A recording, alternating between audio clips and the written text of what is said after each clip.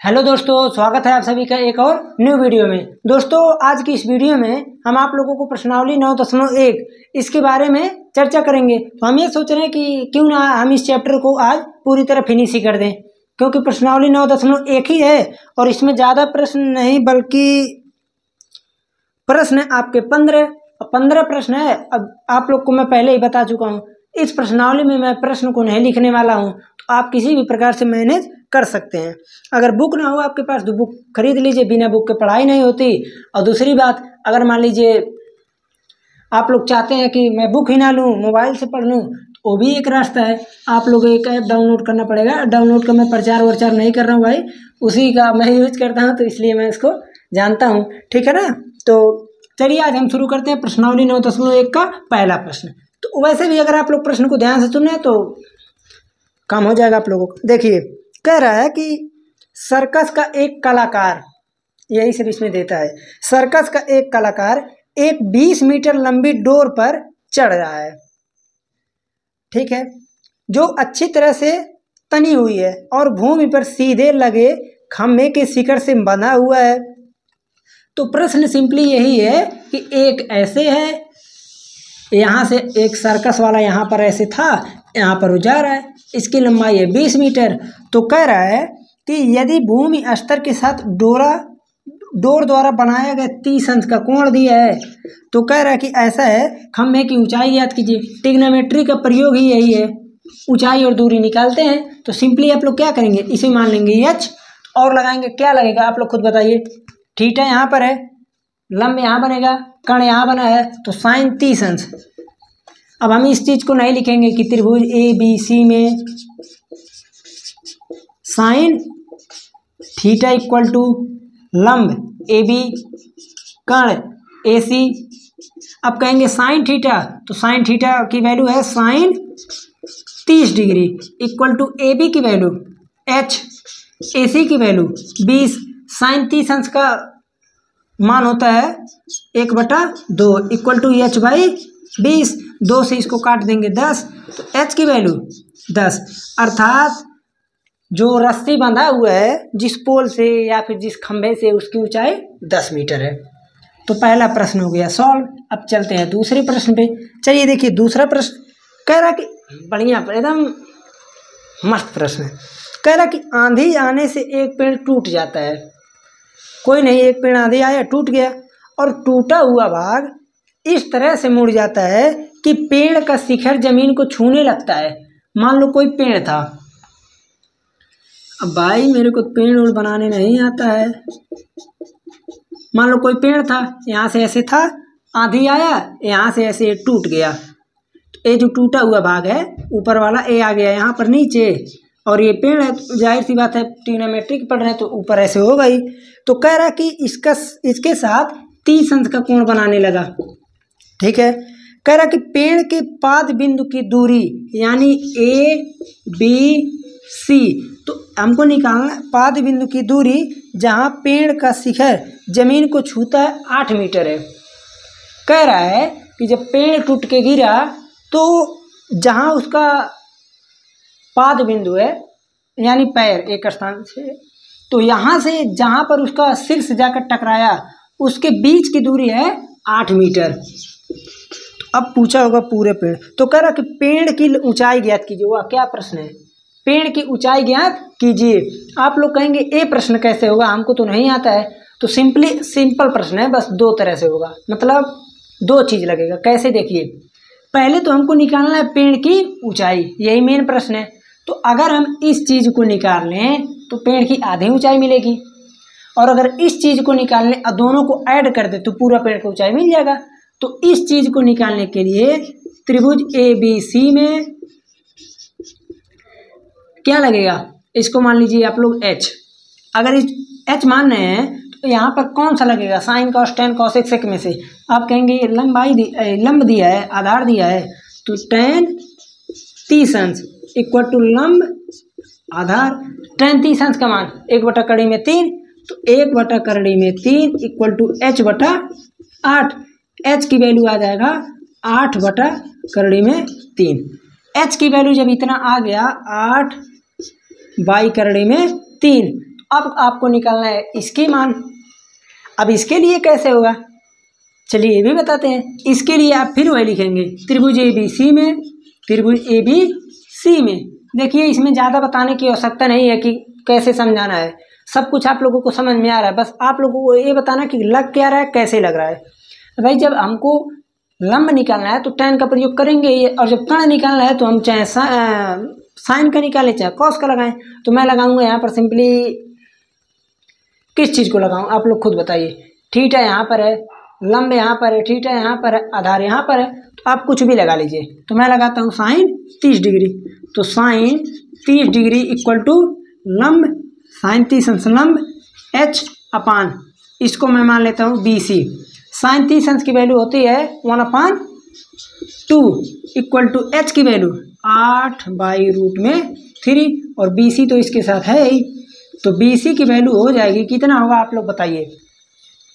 8 दूनी 16, √3, 16/√3, इतनी आ गया किसकी, BC की वैल्यू। अब लिखेंगे हम पेड़ की ऊंचाई, पेड़ की ऊंचाई, पेड़ की ऊंचाई कितनी आएगी, पेड़ की ऊंचाई इक्वल टू, कितना आ रहा है पेड़ का ऊंचाई, आप कहेंगे पेड़ का ऊंचाई निकालना है तो लिखिए आप AB प्लस BC।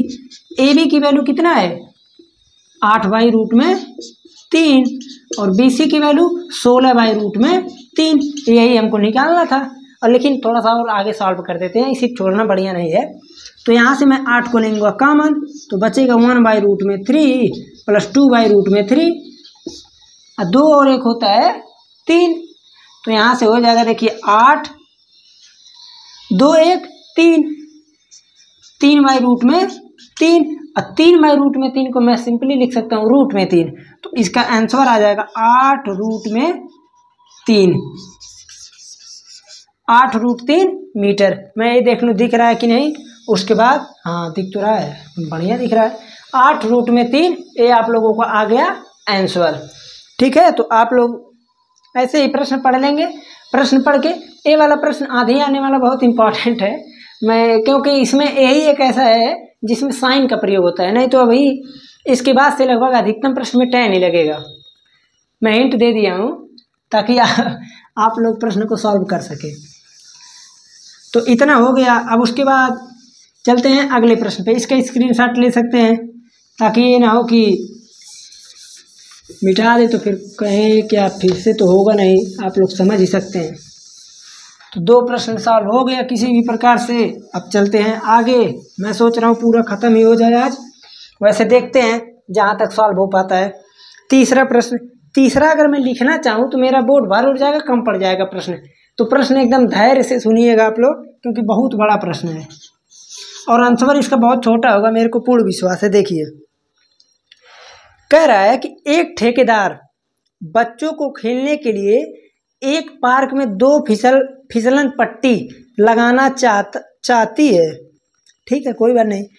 5 वर्ष से कम उम्र के बच्चों के लिए वह एक ऐसी फिसल पट्टी लगाना चाहती है जिसका शिखर 1.5 मीटर की ऊंचाई पर हो और भूमि के साथ 30 अंश का कोण पर झुका हो, जबकि इससे अधिक उम्र के बच्चों के लिए 3 मीटर की ऊंचाई पर अधिक ढाल की फिसल पट्टी लगाना चाहती है, तो भूमि के साथ 60 अंश का कोण बनाती हो।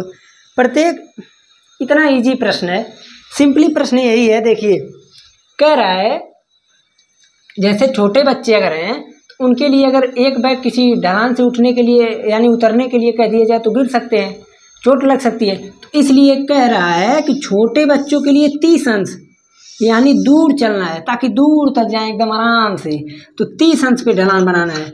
और जो बड़े बच्चे हैं उनके लिए 60 अंश पे बनाना है, ऐसे खड़ा कर देना है ताकि वो यूँ जाए यूँ आए, यहाँ ऐसी सीढ़ी बनी रहती है, बस यही करना है।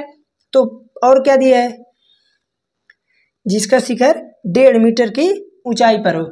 इनका शिखर 1.5 मीटर की ऊंचाई पर है, ABC ले लेते हैं, ABC ले लेते हैं। और कह रहा है कि 30 अंश कोण बनानी है, ठीक है, जबकि इससे अधिक उम्र बच्चों के लिए 3 मीटर की ऊंचाई है, ये 1.5 मीटर की ऊंचाई है। तो दोनों के लिए हमको फिसलन पट्टी की लंबाई ज्ञात करनी है। तो बताइए ज्ञात करने में कोई कठिन प्रश्न है क्या? क्या करना है, हमको यही ना निकालना है फिसलन पट्टी, ए मत निकाल लीजिएगा, फिसलन पट्टी निकालना है। तो ठीक है, इस त्रिभुज में लगा देंगे हम साइन 60 अंश। ये प्रश्न में से कभी नहीं आ सकता है। साइन 60 अंश इक्वल, अब एक चीज़ और लिख लीजिएगा कि त्रिभुज ABC में एक चीज़ और लिख लीजिएगा, बड़े बच्चों के लिए फिसलन पट्टी की लंबाई इतना, उसके बाद आप लोग तब सॉल्व कीजिएगा। तो साइन 60 अंश इक्वल टू क्या हो जाएगा, मैं सीधे लिख रहा हूँ AB अपान AC।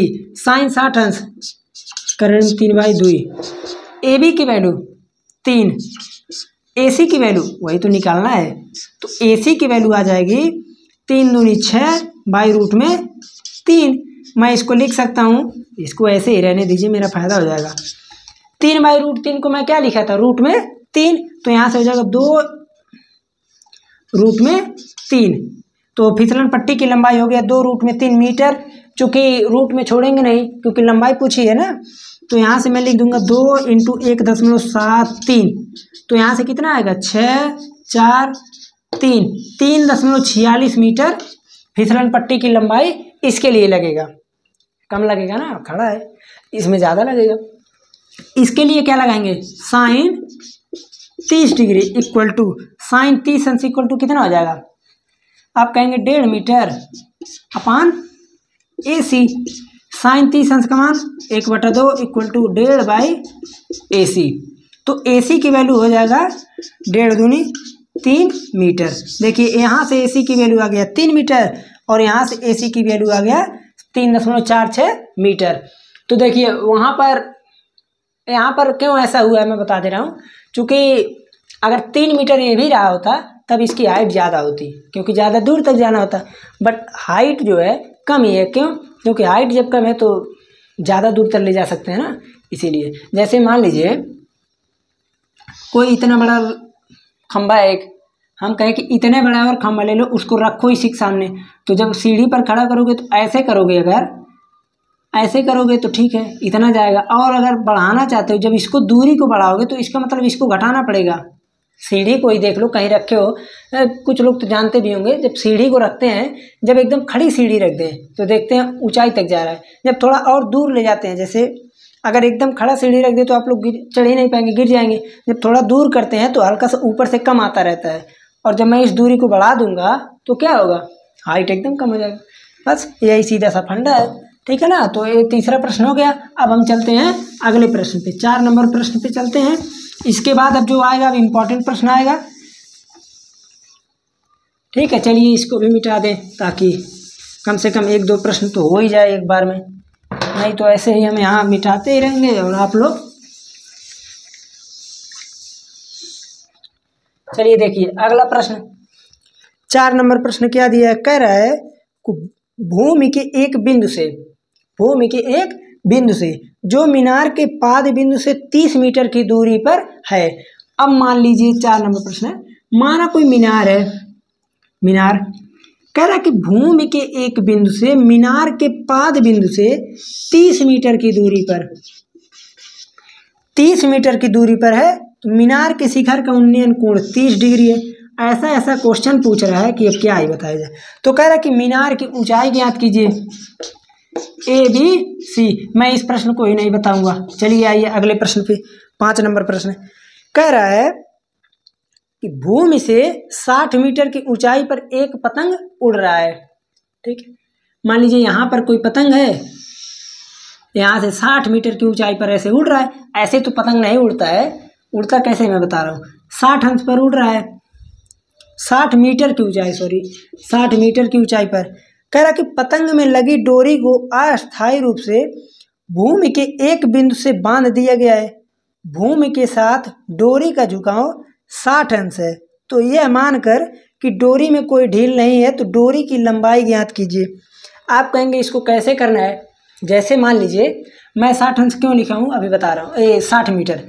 जैसे अब मानिए मैंने एक खूंटे में कहीं भी पतंग को ऐसे बांध दिया, तो पतंग कभी भी एकदम सीधा नहीं उड़ सकेगा, हमेशा टेढ़ा ही उड़ेगा। तो माना यहाँ ऐसे उड़ रहा है पतंग, कैसे बनता है पतंग, ऐसे पतंग उड़ रहा है और यहाँ से इसकी ऊंचाई कितनी है 60 मीटर, थीटा कितना बना रहा है 60 अंश।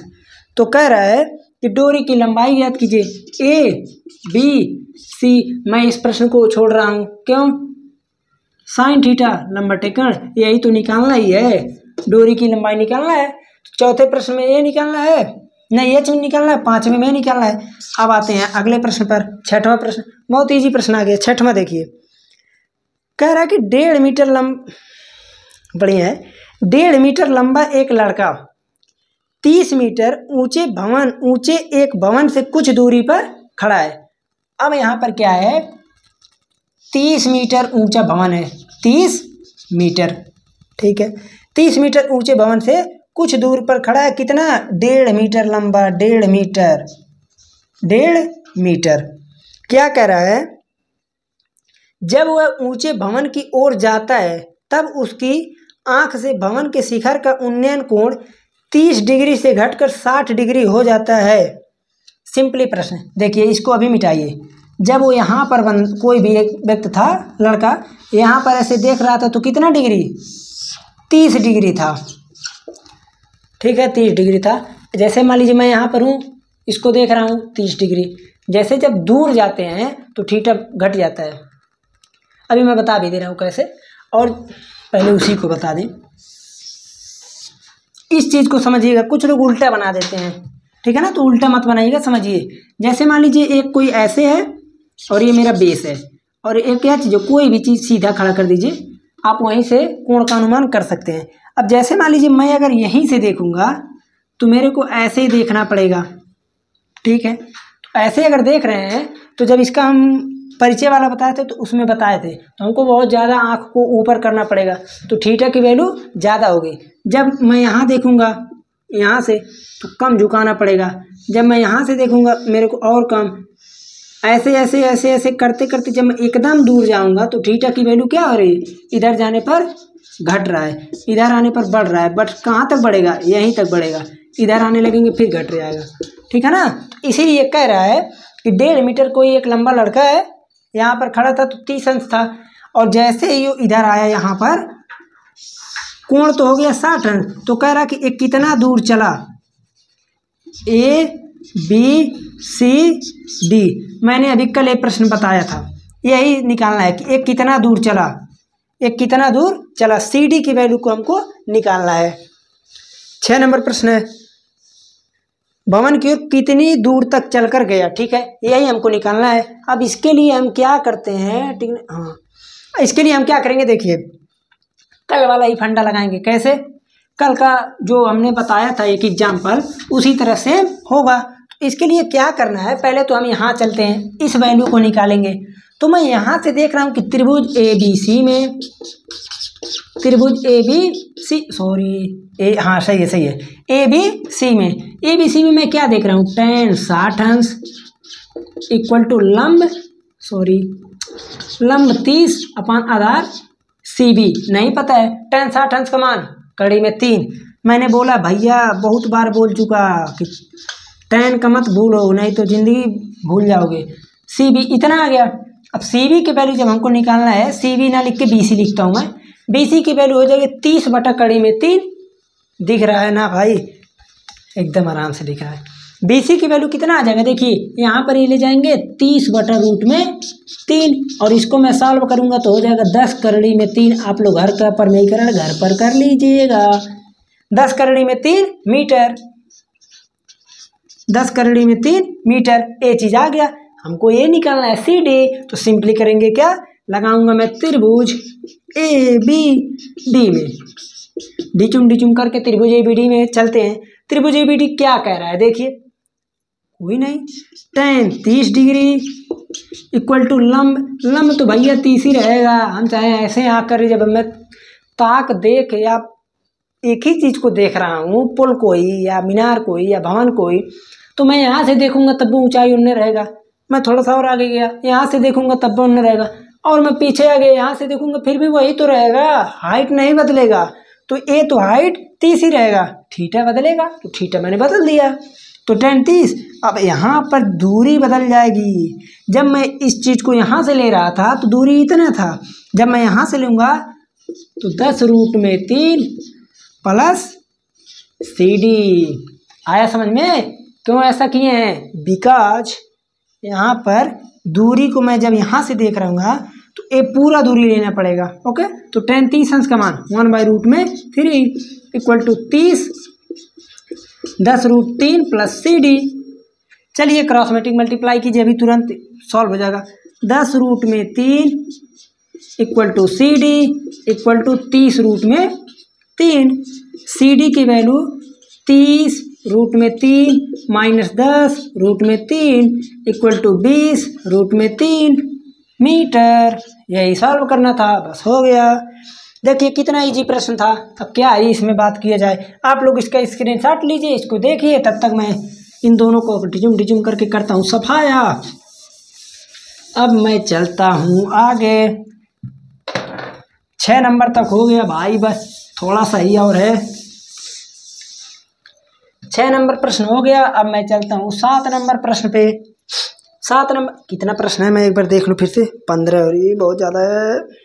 7 नंबर प्रश्न कह रहा है कि भूमि के एक बिंदु से 20 मीटर ऊंचे भवन के शिखर पर लगी एक संचार मीनार के तल और शिखर के उन्नयन कोण क्रमशः। मीनार की ऊंचाई ज्ञात करना है। देखिए सिंपली क्या कह रहा है, भूमि के एक बिंदु से, ठीक है, एक 20 मीटर ऊंचे भवन के शिखर पर, 20 मीटर का कोई ऊंचा भवन है, भूमि के एक बिंदु से 20 मीटर ऊंचे भवन, तो पहले आप 20 मीटर का ऊंचा भवन बना लीजिए।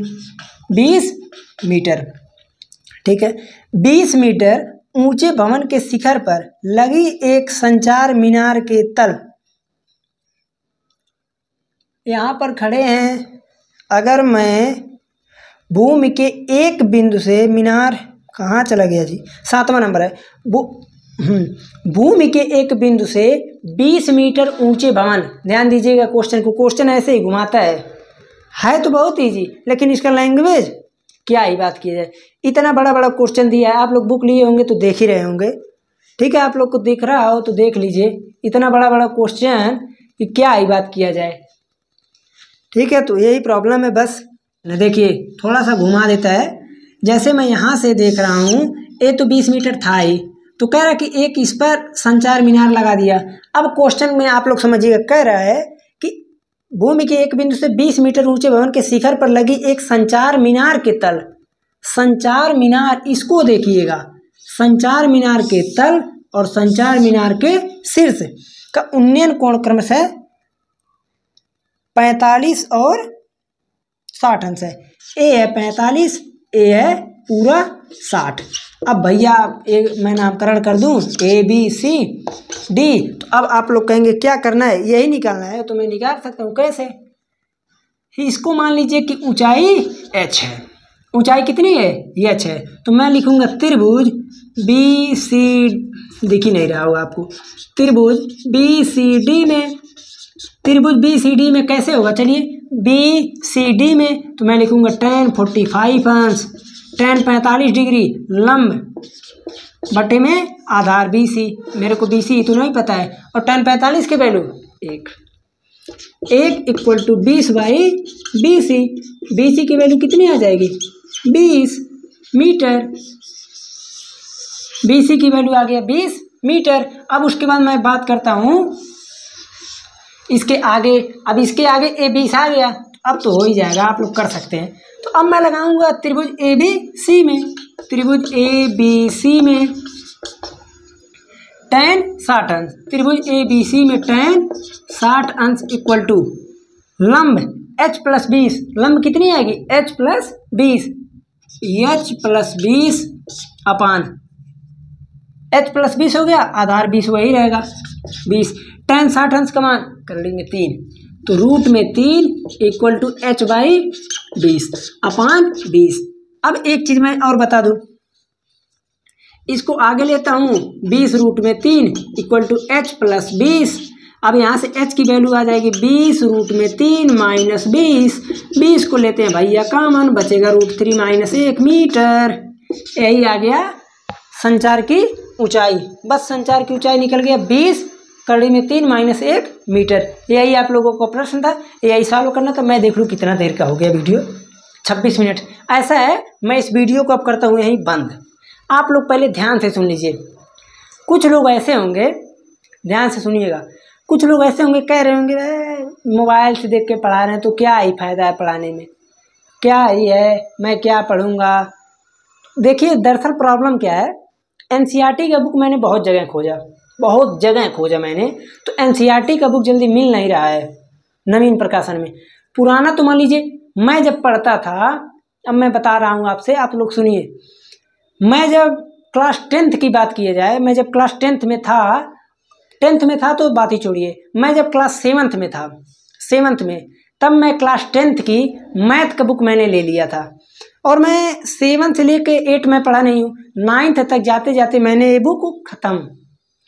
9th में भी मैंने 10th का ही पढ़ा, मैं 9th नहीं पढ़ा हूँ, लेकिन 9th का पूरा पढ़ाता हूँ, 9th भी 10th भी, ठीक है। और उसके बाद 10th में जब गया तो मैं बुक ही पढ़ा। बताइए इतना बार बुक पढ़ चुके हैं, और मैं 2-2 3-3 साल ऑफलाइन पढ़ाया हूँ। तो इतना पढ़ाने के बाद मेरे बुक को आधे से अधिक बता रहा हूँ, मेरे को आंसर याद है, ठीक है। तो बस प्रॉब्लम क्या है, जो क्वेश्चन मेरे को खुद पता है वो गलत है, तो मैं उसको क्यों जाऊँ फालतू बर्बाद करने। मैं एनसीईआरटी का बुक, पुराना वाला जो एनसीईआरटी, जैसे आप लोग जो बुक में देखते हैं किताब, उसी बुक से मैं पढ़ा हूँ।